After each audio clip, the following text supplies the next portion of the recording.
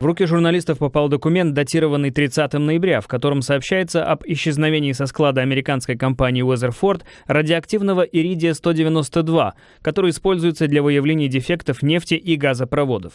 Вещество находилось в защитном кейсе размером с портативный компьютер. По словам неназванного чиновника Иракского министерства окружающей среды, всего было похищено около 10 граммов изотопа. Иридий-192 относится ко второй категории радиоактивных материалов по классификации МАГАТЭ.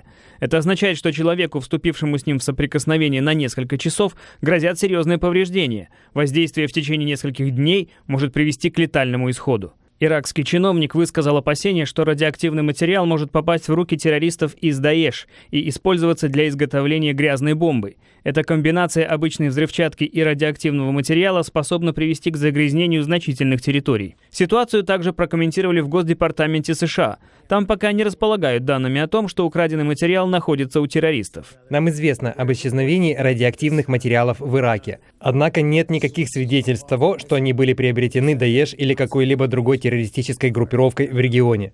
Разумеется, мы очень серьезно воспринимаем эти сообщения и продолжаем следить за ситуацией.